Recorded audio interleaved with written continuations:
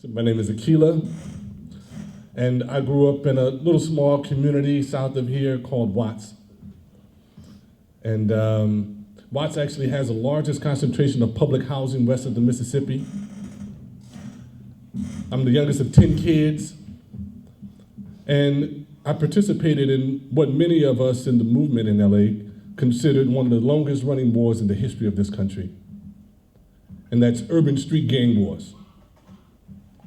In LA County alone, over the past 20 years, gang violence has claimed more than 16,000 lives. It doesn't include the amount of people who have been permanently maimed behind their participation or those who have been incarcerated for the rest of their life. But because many of the perpetrators and the victims are black and brown, and because a lot of the violence is isolated to urban communities across the country, there's no peace envoys coming to our community to help us deal with the after effects of war. There's no humanitarian aid being airlifted and dropped into our community so that we could heal from the wounds of the war that we engaged in. When I was in the 9th grade, one of my best friends got shot in the head and killed on campus. And I always thought that I would do something to try to address the problem in the neighborhood. However, I just didn't have the sense of what to do. So being inspired by my older sister, who was the first in my family to graduate from a 4-year university, helped me to fill out my applications. I got accepted to Cal State Northridge, where I went to college and had an awakening. See, because in 1988 or 87, 88, it wasn't popular to be from the hood like it is now. Nowadays, everybody wants to be from the ghetto. But I was there actually escaping and running away from the reality of what I had to experience every day growing up in the neighborhood.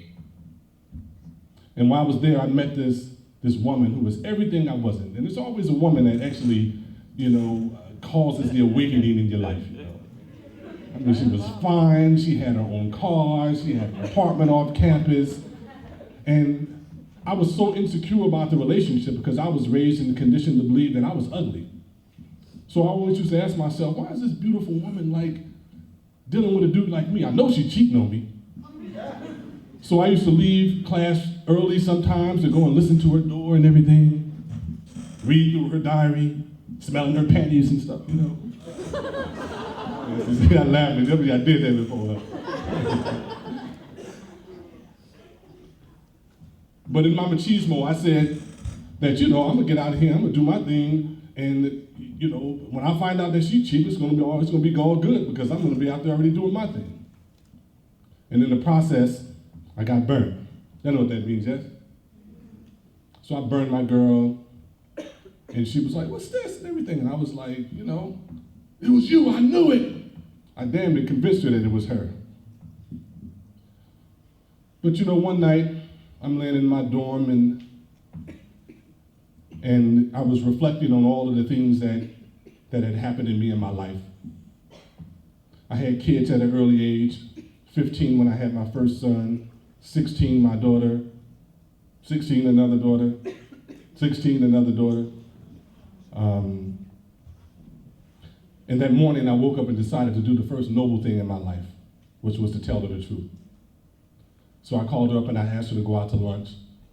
And we sat down across the table from each other, and I apologized and told her it was me, as if she didn't know. And she asked me why, why did you do this? And I was like, I don't know. I said, maybe it has something to do with what happened to me as a kid. And she was like, what happened? And I told her that I was molested as a kid. When I said the words, I couldn't believe I said it, because I had so thoroughly suppressed it in my own life and convinced myself that it had never happened and that I would never even utter those words, that I was just shocked. I just heard her that Charlie Brown character in the background, asking questions, and I was just like, that moment shifted my entire life. I never questioned anything before that moment. I never questioned the violence in the neighborhood that I saw happening. I never questioned the violence that I experienced in my own household because I didn't have the language or the courage to challenge it in any way. So from that particular point, I wanted to know why this had happened.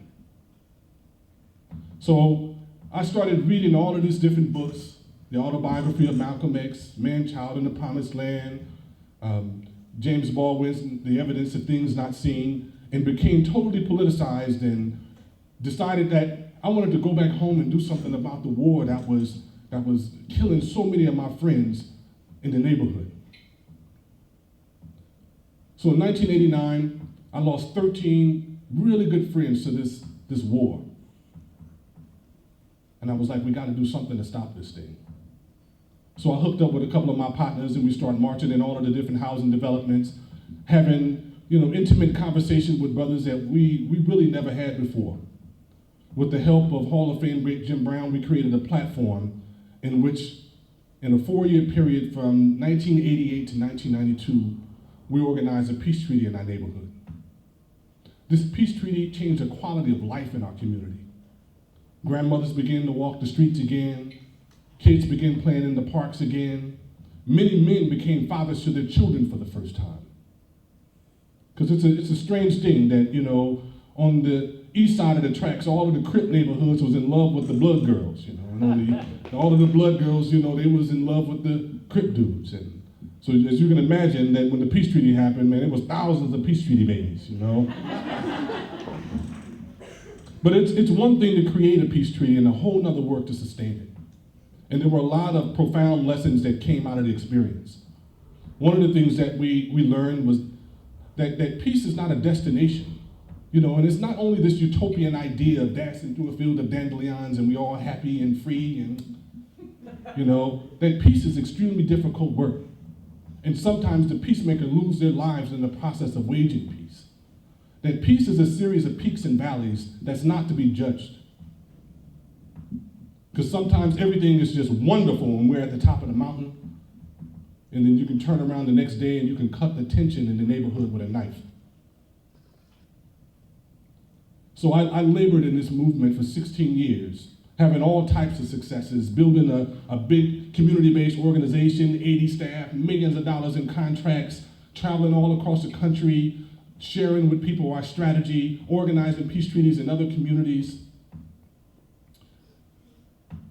And in 2003, I was happy to see my son graduate from high school. He went to Humboldt State University. I drove him to college and dropped him off, man, and it was just so wonderful, to support him in escaping, the nonsense that I had to go through in the neighborhood. During winter break, he came home, went to a party on the west side with his friends, and I got this call that he had been shot.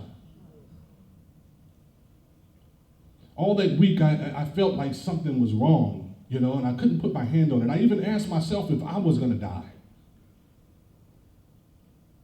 But I never thought that this violence would take out my own son. When his friend called me on the phone, the emptiness I felt in my stomach dissipated. I jumped in a car and I drove to the scene where he was shot. They told me that he had lost a lot of blood and they had already taken him to the hospital. And the only thing that I can think in my mind as I drove to the hospital was, what's the gift in this tragedy?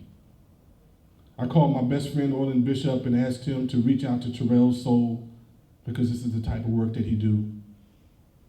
And when I got there, I already knew the answer, that he didn't make it. This experience actually, it shifted my entire life. It made me question everything that I was doing. But I still held in my imagination this idea that there's a gift in every tragedy. And I wanted to know why. I'm pretty well respected in my neighborhood, so as you can imagine, the homies and the folks who was mounting up, getting ready to go and put in work on behalf of Terrell. My daughter called me, who was living in the projects at the time, and told me that, they was about to go ride, so I ran to the projects and went on Sesame Street and told the homies, nobody is going on a mission for Terrell. I was like, that's not my son's legacy. I didn't commit 16 years of my life to doing this work because I'm playing. I'm like, we can't afford to lose another life. And in saying that, I'm not condoning that this young man took my son's life. I'm not condoning the act. But what I'm saying is that we have to find another way to be able to resolve our conflicts.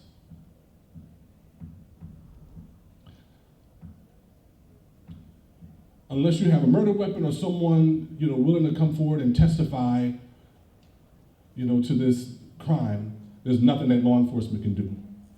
But the streets are relentless. 3 days later, I got a call from some of the homies telling me where this kid lived at, his name, his address, and all of that. And telling me nobody else has to die innocent. You can kill him directly. And I told them the same thing that I told the homies in the projects. No. Because I believe that when the body dies, it releases this etheric energy, and that energy can be harnessed to do what we perceive as good things or bad things. And my idea was, I wanted to harness the essence of Terrell and do something profound with it. To me, Terrell represented the last lamb. Not that no other children would die in that way, but that when a kid does die, we stop and we ask the deeper question of why. And why isn't condoning what happened? The young man that took my son's life was 17 years old. And to me, he was a victim as well. Because we take a life, in many cases, for one reason, and that's fear, which produces a calloused heart. So I hold the space for the possibility that one day I'll meet this young man and I want to ask him what happened in his life to cause him to have so much fear and such a callous heart that he would take another human being's life. I want to meet his parents. I want to ask them, where did they lose connection with their child, or if they ever had a connection? And then I want to work with him, his parents, the system, to ensure that this kid gets the proper counseling, therapy, whatever healing modality is necessary to become a balanced human being. And reason being is because I believe in the divinity of human beings. Given the opportunity, this young man can get back 10 times out of the average person because of this initiation of death, of taking a life. You see, you don't just kill somebody and all of a sudden, it just happens and you up and out the next day. I mean, you see this person's face in dreams and flashbacks.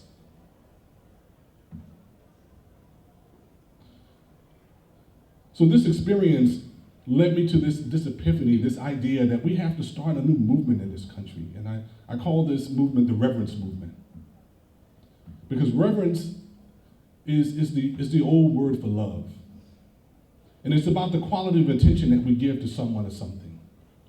It's about seeing the glass as half full as opposed to half empty. It's about not so much what we see, but how we choose to see things. So in this idea of a reverence movement, all our taboos have to become a commonplace. So tonight, I'm gonna challenge you guys to join the reverence movement. And here's the challenge. I want you to find someone that you know or don't know. Because sometimes it's easier to talk to people that you don't know. And to share with them your secrets. Tell them the things that you feel most ashamed of. Share with them the things that you feel most guilty of in your personal life. And on the other side, when someone comes to you to tell you their secret, because it's a spontaneous thing, it's never really planned, I want you to behold them. Meaning that don't judge them for what they've experienced. Because the experiences that we have in our life only inform who we become. It's not who we are. I want you to hold space for the highest possibilities and probabilities to emerge from that experience that they've gone through. Because I believe that where the wounds are It's actually where the gift lies. Thank you.